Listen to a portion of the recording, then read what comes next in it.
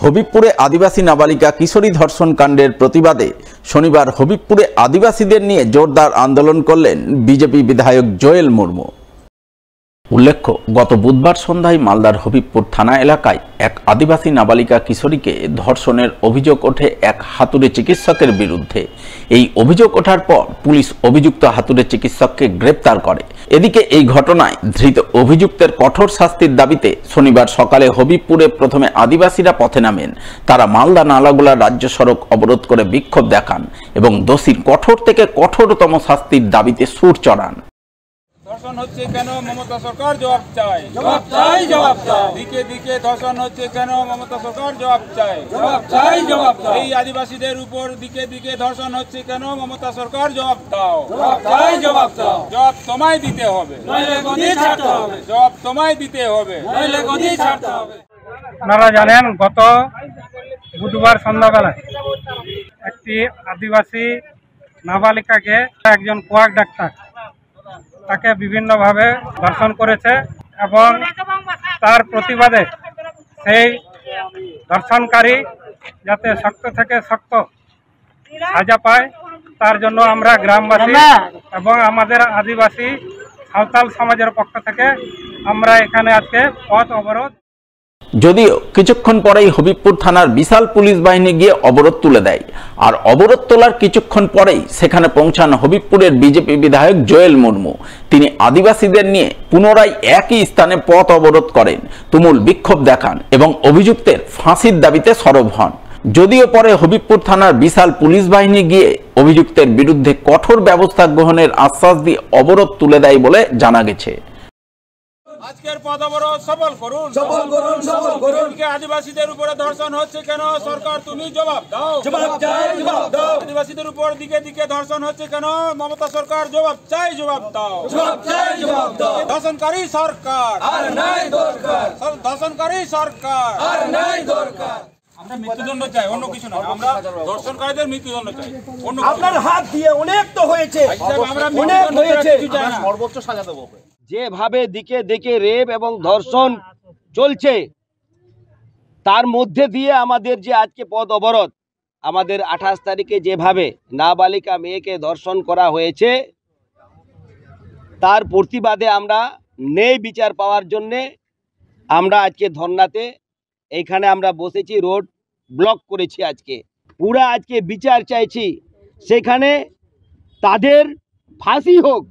একটা দুটা ফাঁসি না হলে মানুষের এটা বন্ধ হবে না।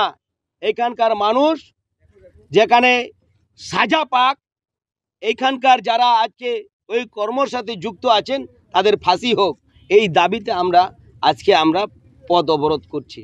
দলনেত্রী মমতা বন্দ্যোপাধ্যায়ের নির্দেশে ফের আরজিকর কাণ্ডের প্রতিবাদে মালদায় আন্দোলনে নামল তৃণমূল। আরজিকর কাণ্ডে দোষীদের ফাঁসির দাবিতে শনিবার মালদা জেলার বিভিন্ন প্রান্তে পালন করল অবস্থান বিক্ষোভ কর্মসূচি।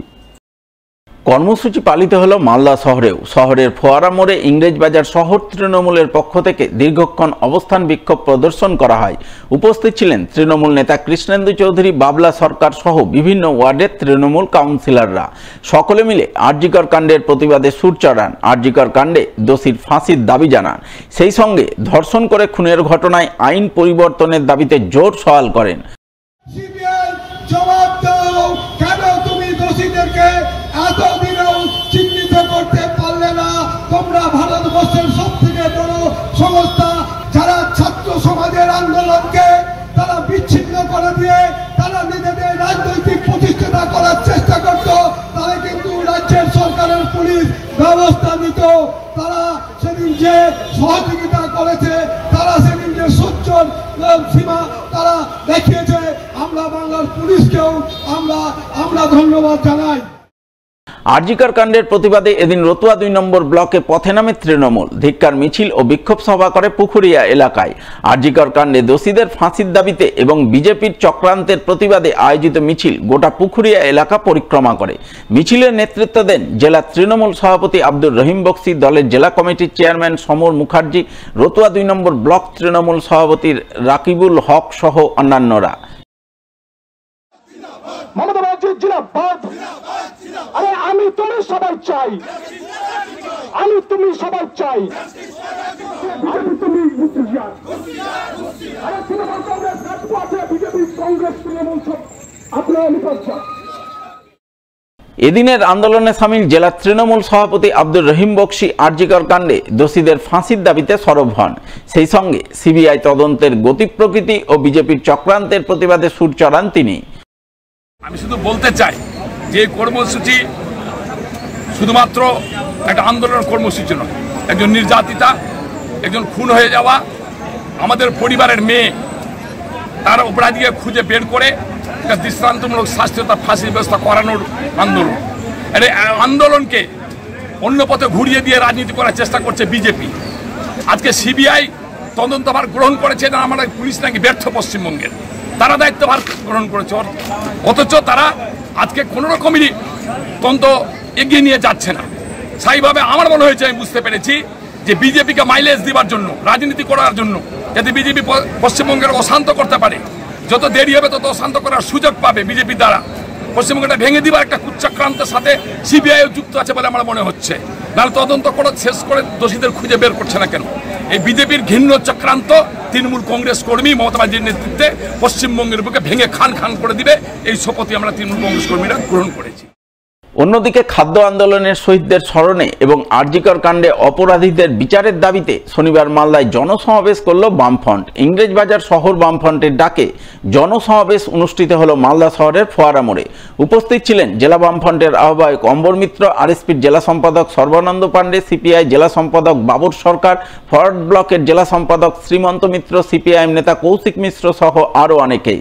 তারা খাদ্য আন্দোলনের শহীদদের প্রতি শ্রদ্ধাঞ্জলি নিবেদন করে জনসমাবেশ শুরু করেন। 1959 সালের 31শে আগস্ট কলকাতার বুকে যে ঐতিহাসিক খাদ্য আন্দোলন হয়েছিল খাদ্যের দাবিতে, তৎকালীন যে রাজ্য সরকার ছিল তার কাছে সেই খাদ্য আন্দোলনের অমর শহীদ 80 জন কৃষক, যাদেরকে তৎকালীন পুলিশ লাঠিপেটা করে কলকাতার রাস্তায় মৃত্যু বরণ করতে বাধ্য করেছিল, সেই শহীদদের স্মরণ করে এবং বর্তমান রাজনৈতিক পরিস্থিতি এবং সাম্প্রতিক সময়ে আরজিকর ধর্ষণ কাণ্ডে যে নিহত ছাত্রী তার খুনের বিচার চেয়ে এবং সামগ্রিকভাবে যে নারী নির্যাতন চলছে চতুর্দিকে, এই সমস্ত বিষয় নিয়ে ইংরেজবাজার বামফ্রন্টের পক্ষ থেকে আজকে সভা অনুষ্ঠিত হচ্ছে। জনসমাবেশ মঞ্চে বক্তব্য রাখতে উঠে উপস্থিত বাম নেতৃত্ব ঐতিহাসিক খাদ্য আন্দোলনের স্মৃতিচারণ করেন, পাশাপাশি আরজিকর কাণ্ডের প্রতিবাদে সুর চড়ান। আরজিকর কাণ্ডে দোষীদের কঠোর দৃষ্টান্তমূলক শাস্তির পক্ষে জোর সওয়াল করেন। লাঠির আঘাতে তার পুলিশ প্রশাসন যেভাবে হত্যা করেছিল তার নিন্দা জানিয়ে এবং সেই সমস্ত অমর শহীদদের স্মরণ করে আজকের দিনটা আমরা পালন করে থাকি। মৌলিক চাহিদা, তার মধ্যে যে খাদ্য, সেই মৌলিক চাহিদা, খাদ্য, বস্ত্র, বাসস্থান, সেই মৌলিক চাহিদা কিন্তু আমাদের এখনো মেটেনি। সেই আন্দোলন আজও চলছে।